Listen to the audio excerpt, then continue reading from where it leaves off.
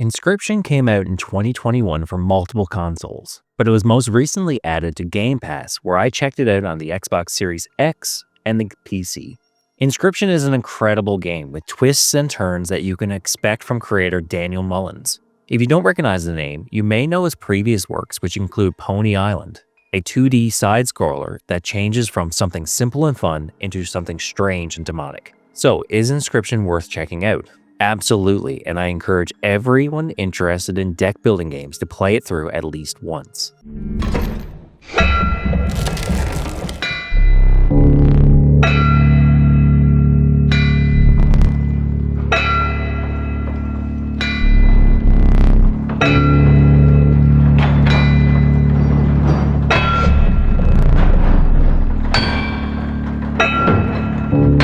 Let's go into the graphics and technicals. Inscryption ran flawlessly on both console and PC with no bugs, crashes, or glitches to speak of. The frame rate was consistently high, and you won't have any problems with maintaining your FPS. For graphics, Inscryption has this low-res quality to it that's a style choice. It's part of the story that this is an old PC game, so it makes sense in-universe. But don't get the wrong idea, it looks great. Even though the resolution looks a little bit blocky, the objects in the game are detailed and clear. The art style is what really makes Inscryption unique amongst deck builders. It has this mix of Slay the Spire and Hand of Fate, amongst other games, but it isn't afraid to shake things up. I'm only going to show pieces from the first act of the game, but let's just say that you shouldn't focus on the gameplay here since it evolves and changes over time. Overall, Inscryption looks memorable, but it might be a bit divisive amongst players if you aren't feeling the style right away.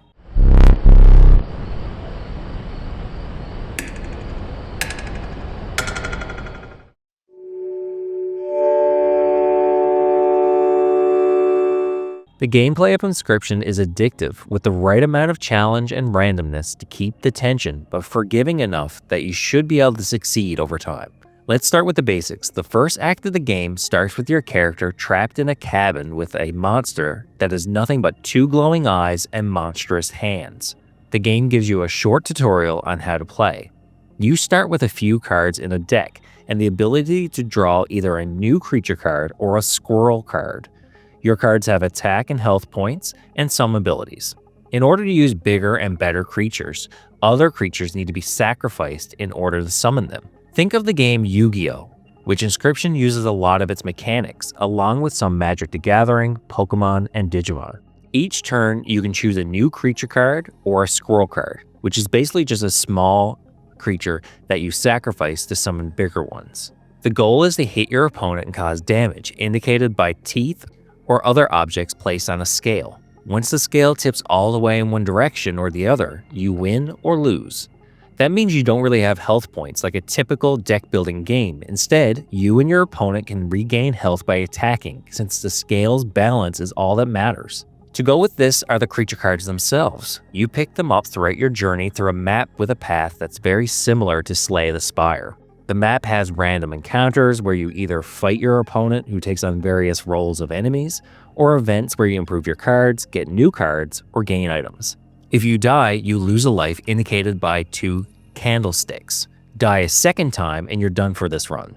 Inscryption has a lot of roguelite elements to it, with each run getting you a little bit further. Periodically, you can leave the table to fetch items from around the cabin for your host, or decipher puzzles for enhancements to your run-throughs, getting things like another candlestick, more creature cards, etc. But like I said, this section is just part of the game, and expect it to become more complicated as you progress. Inscryption has this habit of changing things up just as you're starting to get comfortable, forcing you to constantly think of new strategies and ways to play. Strategies and synergies are a huge part of your path to success in Inscryption. This just isn't about having a few overpowered cards like in Gwent or Queen's Blood from Final Fantasy Rebirth. This game requires you to have a plan for how your cards are going to interact with each other. Maybe you should focus on a single tribe of cards like insects or wolves, or maybe you have it so that every time you sacrifice a squirrel card, it comes back to your hand, giving you an unlimited amount to feed your bigger creatures. There's a lot of variety here, and each playthrough may be completely different from the other. Alright you guys, I'm out here living my best life. Got my trusty headlamp and shovel. Always come prepared, kids. All right. Whew. There we go. Inscryption's story is a mystery to be solved. I'm going to keep the spoilers light, keeping only to the first act of the game.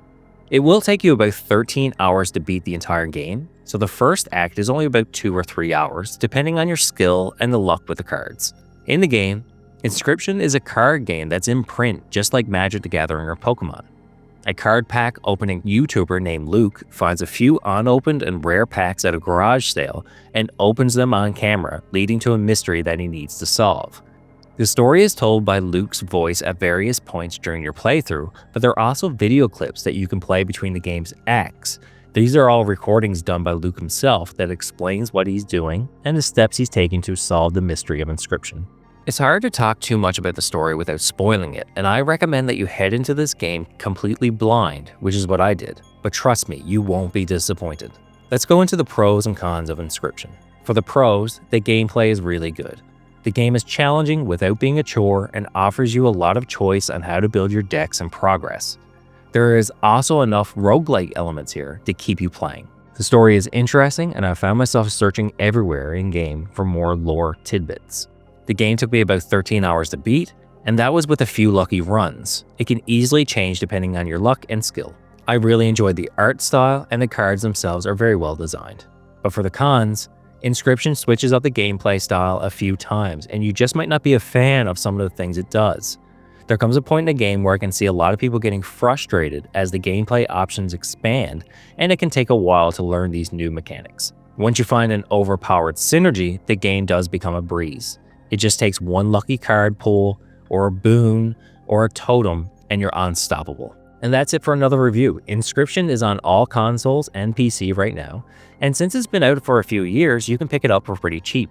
It's on Steam for $20 US at its regular price, but you can also play it for free right now on Game Pass. It's worth it to play even if you don't love deck builders, and you can get 10 to 15 hours of enjoyment out of it. And to make it even better, there's an endless mode that was added to the game after its release, which adds to its longevity. I'm the Casual Console Gamer, thank you for watching, and make sure to like the video and subscribe to the channel. Leave a comment below if you've played Inscryption and what you thought of it. Thanks again, and I'll see you all in the next review.